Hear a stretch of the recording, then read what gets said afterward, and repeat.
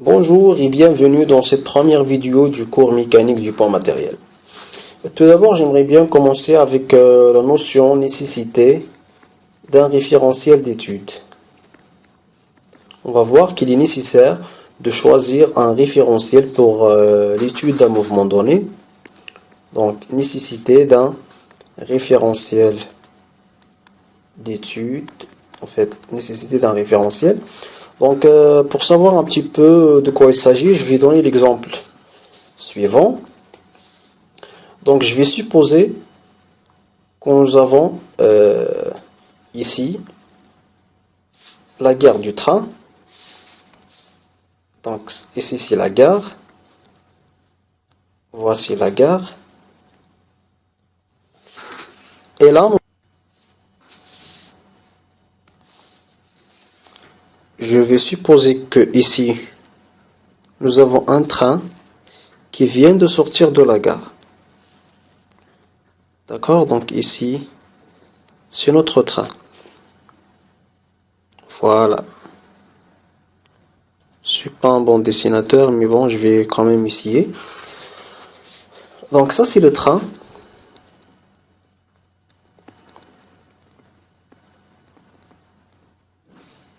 D'accord. Je vais aussi supposer que dans le train, il y a deux amis. Donc, il y a deux amis ici qui voyagent ensemble. Ça, c'est le premier, ça, c'est le deuxième. C'est pas bien dessiné ce deuxième. Je vais essayer de le refaire, de le redessiner. Voilà. Donc, il y a aussi un autre monsieur qui est dans la gare, qui est en train de regarder le train. D'accord. Donc ça, je vais l'appeler monsieur A. Ça, c'est B. Et ça, c'est monsieur C. Donc, la remarque qu'on peut faire, c'est que le mouvement de monsieur B par rapport à C, c'est que B, il est fixe par rapport à C. Pourquoi? Parce que, puisqu'ils sont assis ensemble dans le train, et ils gardent toujours la même distance entre eux, donc B, il est fixe par rapport à C, et de même, C, il est aussi fixe par rapport à B. Très bien. Si on passe maintenant à ce monsieur A qui est là, à côté de la gare, et qui est en train de voir le train en train de partir. Donc, pour monsieur A, le train est en mouvement, bien sûr. Donc, monsieur B et monsieur C sont en mouvement par rapport à A. Donc, on remarque que le fait de dire que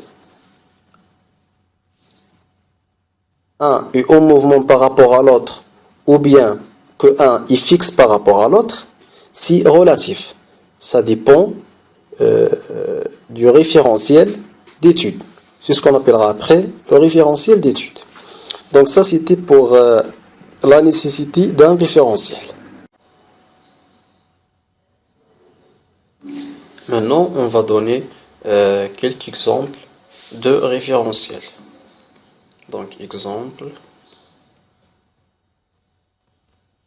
de référentiel.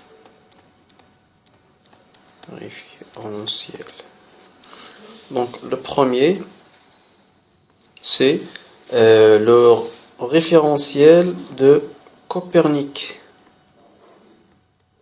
C'est un référentiel très très célèbre. On va voir il s'agit de quoi exactement. Le référentiel de Copernic, c'est quoi? En fait, on va prendre pour origine de ce référentiel le Soleil et les axes de ce référentiel, donc ça c'est le Soleil, et les trois axes de ce repère, sont dirigés vers trois étoiles. Donc, trois étoiles. D'accord.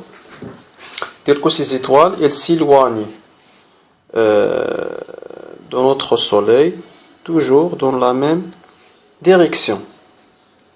D'accord. Donc, ces étoiles, elles s'éloignent dans la même direction. Donc, pour conclure, l'origine du repère défini sur ce référentiel correspond au centre d'inertie du système solaire. Pratiquement, on prend le centre d'inertie du Soleil, c'est ce point. Donc ça, c'est l'origine.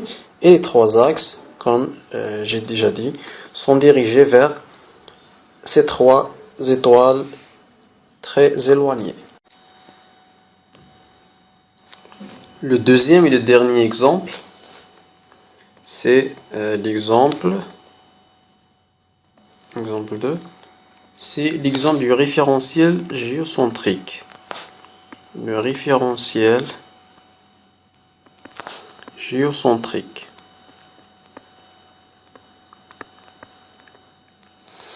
Le référentiel géocentrique, c'est quoi? On va reprendre le dessin précédent. On va supposer que là, c'est le Soleil. D'accord? Et dans cette orbite, nous avons la Terre qui tourne autour. Donc ici, c'est la Terre. C'est le Soleil.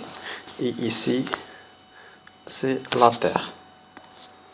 Voilà la Terre. Alors, le référentiel géocentrique, c'est quoi? Ben, on va prendre comme origine du repère associé à ce référentiel l'origine de la Terre, ou le centre de la Terre.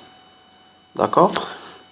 Et les trois axes constituant ce repère, c'est les axes qui restent parallèles à ceux du référentiel du Copernic. Donc, cet axe va rester parallèle à cet axe. Cet axe est parallèle à cet axe. Et dernièrement, celui-là, il reste parallèle à celui-là. D'accord? Donc, comme vous pouvez le constater, le mouvement du référentiel géocentrique par rapport au référentiel de Copernic, c'est un mouvement de translation circulaire uniforme. D'accord? Il tourne, il toujours six axes, il reste donc parallèle à ceux du référentiel du Copernic. Par exemple, ici, il est dans un instant t. Dans un instant, par exemple, t plus delta t. Par exemple, il va se retrouver ici. D'accord? Donc là, il y a la Terre encore, une fois. Ici, les axes qui vont toujours rester parallèles. Non, c'est pas bien dessiné. Voilà, ça c'est le centre. Et les axes qui restent toujours parallèles à ceux du Copernic. D'accord? Et il est donc en translation circulaire uniforme.